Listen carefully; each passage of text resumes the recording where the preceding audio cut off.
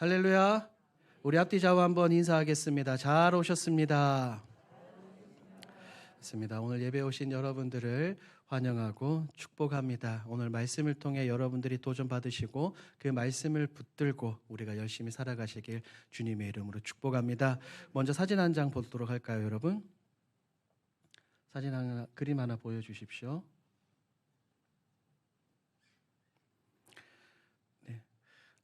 여러분, 우리의 눈은 모든 것을 다 그대로 보지는 못합니다. 때로는 여러분 신기루라고 아십니까?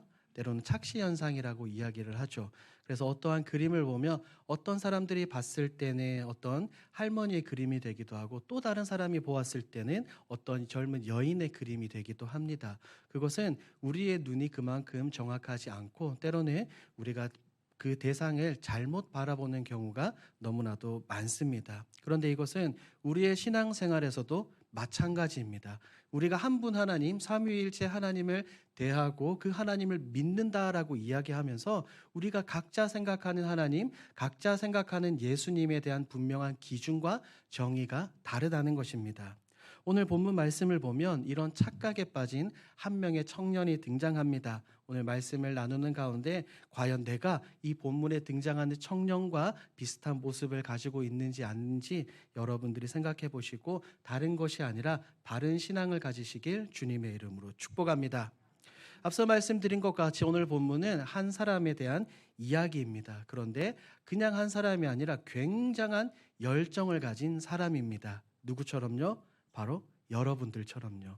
오늘 비가 오고 미세먼지도 좋지 않고 오는 길이 쉽지 않으셨을 것입니다. 그럼에도 불구하고 은혜와 말씀을 사모하며 이 자리에 오시지 않았습니까? 여러분들과 같은 열정을 가진 한 청년의 이야기입니다. 그러면 우리가 이런 열정과 열심을 가지고 있다고 해서 모든 것이 다 순조롭게 다 이루어질까요, 여러분? 열심을 가지고 있다고 해서 모든 것을 바르게 하지 않습니다. 로마서 10장 2절 말씀을 우리가 함께 보도록 하겠습니다. 로마서 10장 2절 시작. 내가 증언하노니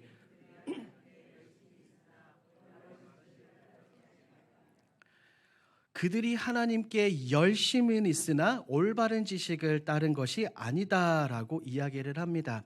바울은 지금 로마서 10장에서 유대인들의 실패에 대해서 분명하게 말하고 있죠. 유대인들은 하나님을 굉장히 사랑했습니다. 하나님을 굉장히 열심히 섬겼지만 바울은 분명하게 말하기에 그들은 올바른 지식을 가지고 있지 않았다라고 말합니다. 열정은 중요하죠. 열심은 너무나도 중요합니다. 하지만 그보다도 더 중요한 것은 우리의 신앙의 대상인 하나님에 대한 올바른 지식과 지혜가 더 중요한 줄 믿습니다. 하나님에 대한 바른 지식이 없다는 것, 그것은 아주 심각한 문제를 일으킵니다.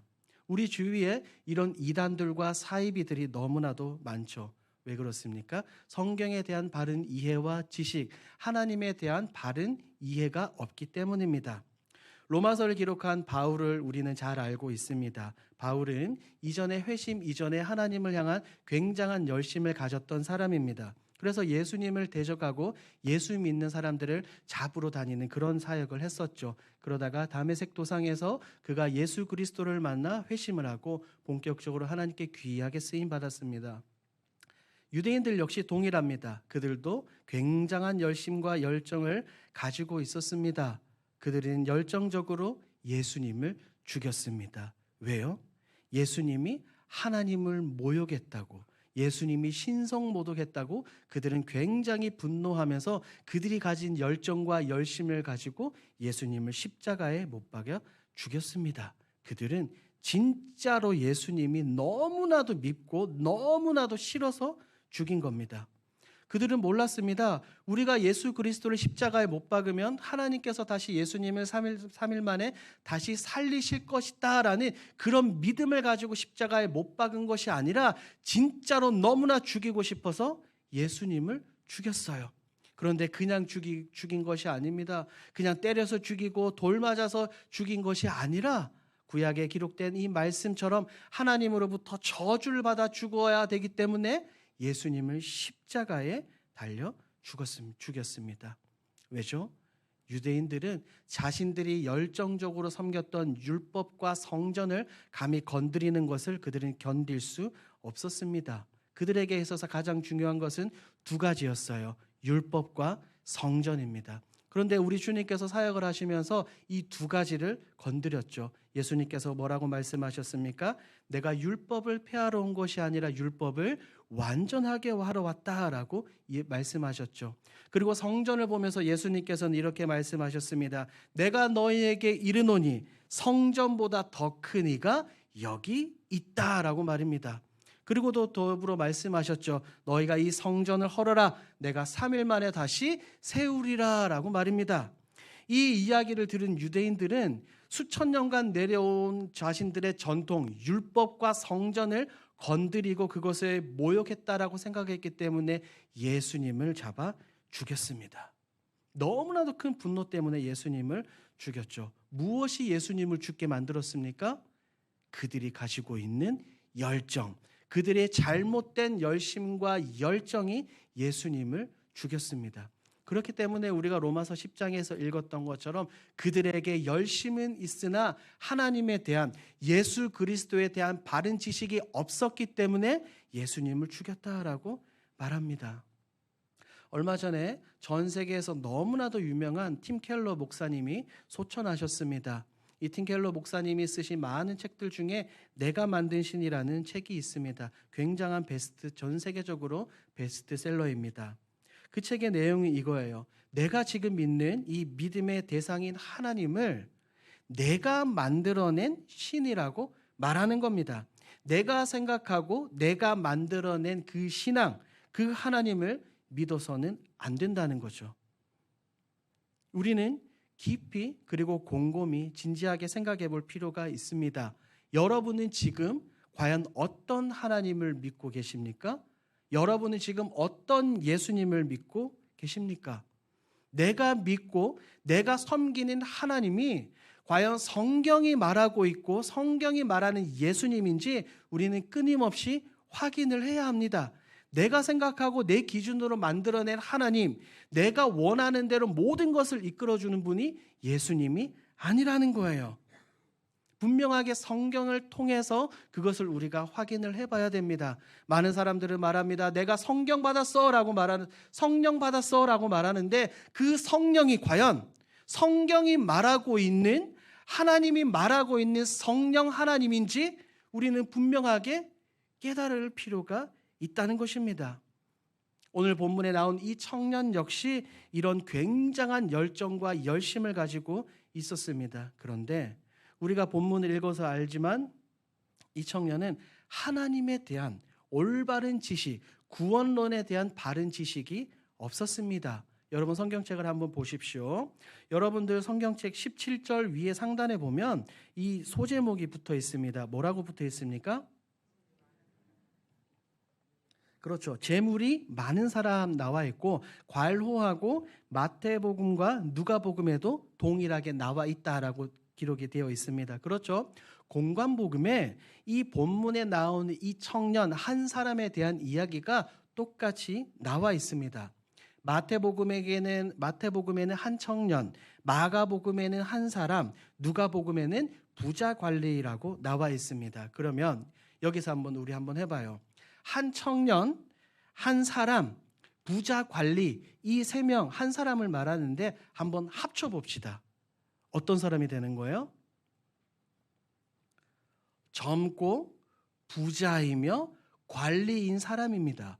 오늘날로 치면 소위 엘리트라고 말하죠. 세상에서 굉장히 출세하고 젊은 나이에 출세한 그런 이야기를 말합니다. 그야말로 요즘 말로 금수저를 넘어선 다이아몬드 수저다라고 우리가 이야기할 수 있어요. 그런데 17절 말씀은 이 청년에 대해서 이렇게 말합니다. 오늘 본문 17절 우리 한 목소리로 함께 읽습니다. 시작.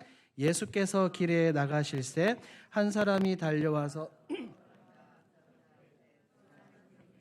내가 무엇을 하여야 영생을 얻으리까?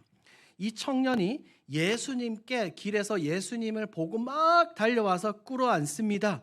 이것을 원어적인 의미로 보면 예수님 앞에 굴복하다라는 의미를 가지고 있어요. 이 청년이 굉장히 대단한 청년입니다. 유대인이며 엘리트이며 관리이며 부자죠. 이 청년이, 이 엘리트가 예수님께 나와 무릎을 꿇는다는 것은, 예수님께 나와 복종한다는 것은 일방적인 상식적인 행동이 아니에요. 예수님은 당시 많은 유대인들로부터 멸시를 받았습니다. 물론 예수님의 사역 가운데 예수님의 제자들과 예수님을 따르는 많은 무리가 있었지만 고위직들과 많은 정치인들은 예수님을 굉장히 싫어했어요. 예수님의 직업이 무엇이었습니까? 아버지 요셉을 따라 목수였죠. 예수님의 출신은 어디입니까? 나사렛입니다. 또한 예수님을 따라다니던 사람들을 생각해 보십시오. 사회에서 전부 다 잘 나가고 한자리 하는 사람들이 예수님을 따라다니는 것이 아니라 속된 말로 세상적인 용어로 어중이 떠중이들, 사람들에게 비난받고 손가락질 받고 무식하다라고 말하는 그런 어중이 떠중이들을 데리고 다닌 사람이 바로 예수님입니다. 인간적인 눈으로 보면 그저 볼품없는 자들의 리더, 그냥 그들의 두목이다라고 그들이 생각할 수도 있어요. 그러니까 유대인들은 예수님을 인정해요? 예수님을 인정하지 않아요? 인정하지 않아요. 더군다나 앞서 말씀드린 것처럼 예수님은 율법과 성전을 건드렸기 때문에 유대인들은 끔찍이도 예수님을 싫어했습니다. 잘 생각해 보십시오. 요한복음 3장에 사내들인 공의원 니고데모가 예수님께 찾아왔습니다. 그런데 언제 찾아옵니까? 낮이 아니라 밤에 찾아왔어요. 왜 밤에 찾아왔습니까? 사내들인 공의원, 율법에 굉장히 능통하고 인간적인 눈으로 바라보았을 때 누구보다 천국에 가까이 갈 수 있는 사람, 하나님과 너무나도 가까이 있다라고 생각하는 그 니고데모가 낮이 아니라 밤에 예수님을 찾아왔습니다. 왜 그럴까요? 부끄럽거든요. 많은 사람들이 예수 그리스도를 멸시하고 무시하는데 내가 국회의원인 사내들인 공의원인 내가 예수님께 나아가 구원에 대한 질문을 한다는 건 너무나도 부끄럽기 때문에 니고데모가 밤에 와서 예수님께 물었어요. 다시 본문에 나오는 청년으로 돌아가 봅시다. 이 청년은 지금 길가에서 예수님을 만나 어떤 행동을 취했습니까? 달려와 예수님께 무릎을 꿇었습니다. 예수님께 무릎을 꿇는다는 것 자체가 쉽지 않은 행동이라는 것을 여러분 이해하시겠습니까? 이 사람은 엄청난 일을 한 거예요. 그리고 예수님께 이런 질문을 하죠. 다시 한번 더 마가복음 10장 17절 말씀 여러분들이 한번 읽어주십시오. 시작.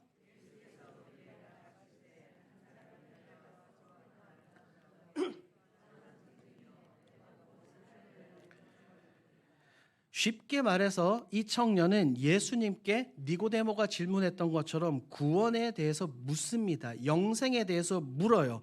부자이며 명예로운 관리인 사내들인 공의원인 이가 목수에게 와서 구원을 묻는다? 이것은 상상을 할 수 없는 이야기입니다. 그런데 지금 이 사람은 모든 것을 다 제쳐놓았어요. 사람들이 보든 말든 개의치 않아요. 길가에서 많은 사람들이 오고 가고 예수님을 따르는 많은 무리가 있음에도 불구하고 이 청년은 전혀 개의치 않고 예수님께 무릎을 꿇습니다. 스스로의 구원의 문제에 대해서 예수님께 질문을 할 정도로 자신의 신앙에 대해서, 자신의 믿음에 대해서 굉장한 열정을 가지고 있는 청년입니다. 우리는 이 청년의 모습을 때로는 본받아야 됩니다. 우리는 이 청년처럼 끊임없이 질문을 해야 됩니다. 내가 진짜로 예수님을 믿고 있는가? 내가 진짜로 구원을 받았는가? 내가 진짜 하나님의 나라 백성이 되었는가라고 우리는 끊임없이 질문을 해야 합니다. 사실 우리는 냉정하게 말해서 교회 안에서 이런 질문들을 하지 않습니다. 마치 암묵적인 룰, 암묵적인 규칙처럼 말이죠. 왜 그렇습니까? 자연스럽게 내가 어릴 때부터 교회 자리에 앉아 있고 각종 예배를 드리면서 주일학교를 거치고 교사를 하고 성가대를 하고 다른 기타 교회에서 많은 봉사들을 하기 때문에 누가 봐도 내가 스스로 생각해도 내가 구원받았다, 내가 하나님의 나라에 들어갔다라는 착각을 하기 때문에 스스로에게 구원의 확신만을 가지고 있습니다. 여러분, 누군가에게, 교회의 누군가에게, 여러분들에게 와서 당신은 구원받았습니까? 라는 질문을 들었던 기억이 나십니까, 여러분? 아마 거의 없을걸요? 거의 묻지 않을걸요? 왜냐하면 말씀드린 것처럼 그렇게 앉아만 있고 예배의 자리만 있으면, 누가 봐도 그냥 척척척 내가 잘하는 척, 섬기는 척, 예배하는 척만 하면 나에게 구원이 임한 것 같다라고 우리가 착각하기 때문입니다. 단 한 번이라도 진지하게 자신의 믿음과 구원에 대해서 생각해 보지 않은 사람들이 너무나도 많습니다. 그래서 이런 책도 있어요. 당신의 믿음 거짓이 아닌가라는 책도 있습니다. 왜 제가 여러분들 앞에서 이런 말을 할 수 있습니까? 제가 그렇게 살아왔기 때문입니다. 제가 초등학교 1학년 때부터 교회를 나가기 시작했는데, 제가 신학과를 가고 군 전역하고 다시 복학하는 과정에서 그 누구도 저에게 묻지 않았어요. 교회 목사님도 전도사님도 선생님도 아무도 저에게 너 구원받았어? 너 구원의 확신 있어? 라고 묻지 않았어요. 왜? 제가 그렇게 교회 안에서 자라왔기 때문입니다. 여러분, 청교도 좋아하시지요? 청교도. 굉장히 경건하게 살았던 믿음의 사람들입니다. 성경에 나오는 사람들을 제외하고 성경 밖에서 찾아볼 수 있는 가장 성경적인 그리스도인이 청교도입니다. 그런데 이 청교도들이 끊임없이 날마다 스스로 되물었던 것이 있습니다. 바로 자신의 회심이에요. 자신의 구원에 대한 확신을 끊임없이 되물었습니다. 그래서 언젠가 제가 설교 때도 한번 말씀을 드렸죠. 청교도들은 강력하게 주장합니다. 어린아이가 5살만 돼도 자신의 죄를 고백하고 회심에 이를 수 있다라고 말합니다. 그들은 날마다 자신의 구원을 하며 구원을 확인하며 구원의 감격과 기쁨으로 주님을 섬기는 삶을 살았습니다. 저는 바라건대 우리 모든 성도들이 이런 경건한 믿음의 대상인 청교도들과 같은 이런 굳건한 신앙을 가지시길 주님의 이름으로 축복합니다. 아멘. 이렇게 열정이 많은 청년이었지만 구원에 관한 심각한 오해를 가지고 있었어요. 오늘 본문 말씀 다시 한 번 더 17절 다시 한 번 더 읽도록 하겠습니다. 예수께서 길에 나가실새 한 사람이 달려와서 꿇어앉아 묻자오되 선한 선생님이여 내가 무엇을 하여야 영생을 얻으리이까? 이 청년을 질문합니다. 예수님께 나와 무릎을 꿇고 앉아 선한 선생님이여 내가 지금 무엇을 해야 영생을 얻을 수 있습니까? 구원에 대해서 질문을 하면서 앞서 무엇을 말하는 거예요? 내가 무엇을 하는 것, 내가 신앙생활을 하면서 어떤 것을 해야만 구원이 내게 주어진다는 행위 구원을 이 청년은 착각해서 이야기를 하고 있습니다. 내가 무엇을 해야 되는 거예요? 행위나 공로, 업적으로 구원을 얻을 수 있다고 생각했기 때문에 이런 질문을 했습니다. 내가 무엇을 하면 좋겠습니까, 주님이라고 말이에요. 이 청년이 감히 예수님께 이렇게 질문할 수 있었던 이유가 20절에 등장합니다. 20절 말씀 우리 함께 읽도록 합니다. 시작.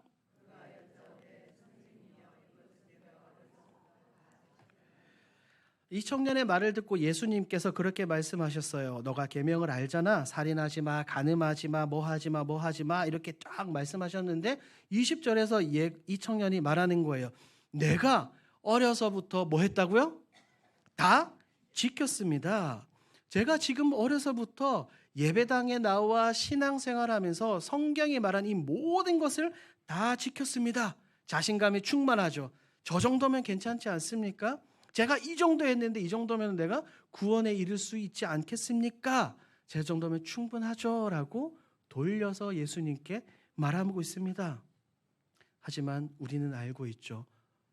로마서에서 말하는 것처럼 구원은 행위로 얻는 것이 아니라 오직 무엇으로 얻는다고요? 믿음으로 얻습니다. 갈라디아서 2장 16절 말씀을 우리가 함께 읽도록 합니다. 시작. 사람이 의롭게 되는 것은 율법의 행위로 말미암음이 아니요 오직 예수 그리스도를 믿음으로 말미암는 줄 알므로 우리도 그리스도 예수를 믿나니 이는 우리가 율법의 행위로서가 아니고 그리스도를 믿음으로써 의롭다함을 얻으려 함이라. 율법의 행위로서는 의롭다함을 얻을 육체가 없느니라. 사도 바울이 분명하게 말하고 있습니다. 로마서에서도 말하고 갈라디아서에서도 말하고 우리의 행위를 통해서 우리의 노력과 어떤 업적과 공로를 통해서 우리에게 구원이 주어지지 않는다라고 말합니다. 그런데 우리는 계속해서 착각을 합니다. 내가 교회에서 이만큼 섬겼으니까, 내가 교회에다가 이만큼 헌금을 했으니까, 내가 무엇을 했으니까 내가 당연히 천국 갈 수 있지 않겠어라고 너무나도 큰 착각에 빠져서 살아간다는 거예요. 그러다가 교회에서 무언가 나에게 조금 섭섭하거나 나의 마음에 들지 않는 일이 있으면 곧장 토라지고 삐지고 상처받아서 예배 자리를 떠나버립니다. 왜요? 구원에 대한 이해가 바로 되지 않기 때문입니다. 하나님이 우리 죄인을 의롭게 여겨주신 이유가 다른 것이 아니라 오직 예수 그리스도에 대한 믿음 때문인 줄 믿습니다. 하나님은 예수 그리스도라는 안경을 쓰시고 우리를 바라보기 때문에 죄인인 우리가 감히 의롭게 되어 하나님께 나아갈 수 있습니다. 그런데 이 청년은 구원에 대한 심각한 오해를 가지고 있기 때문에 예수님께 이런 말을 하는 겁니다. 그러자 우리 주님께서는 굉장히 다정한 목소리로 이렇게 말씀하셨죠. 마가복음 10장 21절을 함께 읽도록 합니다. 예수께서 그를 보시고 사랑하사 이르시되 내게 아직도 한 가지 부족한 것이 있으니 가서 내게 있는 것을 다 팔아 가난한 자들에게 주라. 그리하면 하늘에서 보화가 내게 있으리라. 그리고 와서 나를 따르라 하시니, 예수님이 자기 앞에 무릎을 꿇고 주님, 내가 이 모든 것을 다 지켰습니다 라고 말하는 착각에 빠진 이 청년을 보시고 사랑하사 굉장한 사랑의 마음으로, 긍휼의 마음으로 이 청년에게 말합니다. 그리고 예수님은 그가 가지고 있었던 행위 구원을 그대로 깨트리는 모습입니다. 아, 그래? 네가 지금까지 이것들을 잘 지켰어? 아, 대단한데? 그럼 너 거기에 더해서 이것도 해볼래? 라고 말씀하시며 너가 가진 모든 것들을 팔아 다른 사람들에게 나눠주고 나를 따르라 라고 말입니다. 놀랍지 않습니까? 예수님을 따랐던 굉장한 많은 사람들이 있습니다. 그런데 12제자만 우리가 기억을 하죠. 그런데 예수님은 이 청년에게 나를 따르라, 어떻게 보면 내 제자가 되어라 라고 말씀하실 정도로 굉장히 사랑을 베풀어 주셨는데, 이 청년은 이 예수님의 말씀을 듣고 극심한 혼란에 빠집니다. 근심하며 돌아갑니다. 결국에 성경은 이렇게 말하죠. 근심하며 돌아갔다. 이 청년의 문제를 알고 있는 우리 주님께서는 이 청년의 가장 큰 약점을 말씀하셨어요. 이 청년에게 있어서 가장 큰 약점이 무엇입니까? 자신이 가지고 있는 재물, 돈이었습니다. 그냥 선한 일을 하는 정도가 아니라 다른 것들을 섬기지 말고 나만 섬기라라고 말씀하신 그 예수님을 뒤로하고 근심에 빠져서 돌아갔습니다. 사랑하는 여러분, 이 청년에게 있어서 이 청년이 예수님께 나아가는 가장 큰 걸림돌, 장애물은 무엇이었습니까? 재물이었어요. 재물. 그렇다면 오늘 우리 스스로에게 질문을 해봅시다. 내가 오늘 하나님께 나아갈 때, 예수님께 나아갈 때 가장 큰 걸림돌은 무엇입니까?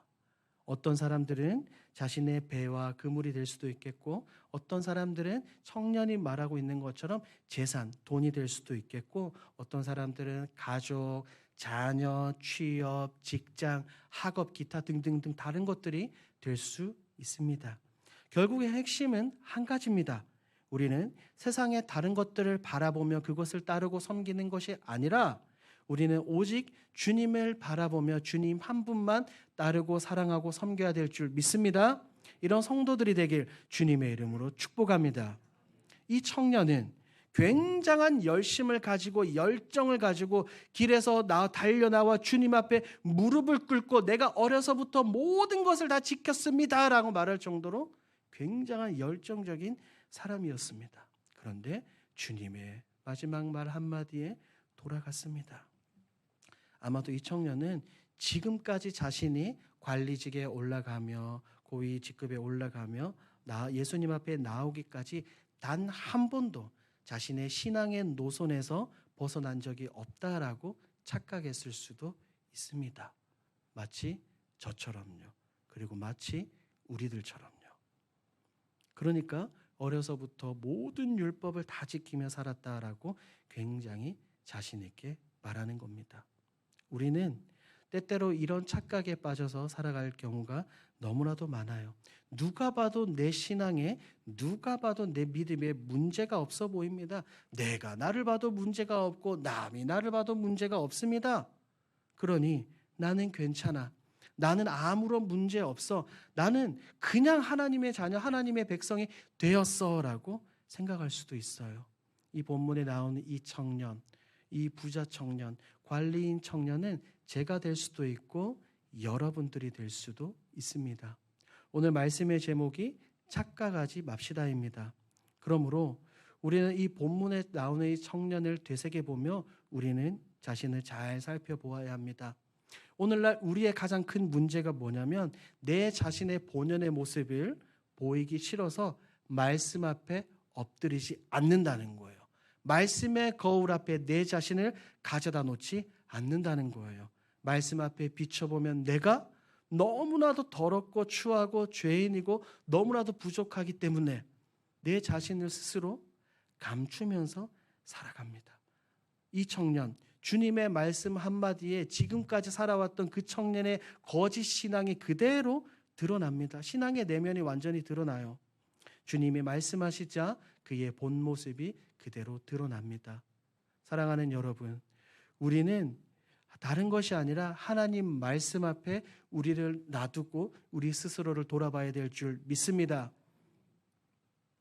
하나님의 말씀은 좌우의 날섬 검과 같아서 우리의 심령을 찔러 쪼개기 때문에 다른 것이 아니라 우리는 반드시 말씀 앞에 서야 될 줄 믿습니다. 날선 검이라고 생각하니까 우리는 잘 이게 이해가 되지 않아요. 왜냐하면 우리는 검을 사용하지 않거든요. 그런데 날카로운 수술실에 메스를 한번 생각해 보십시오.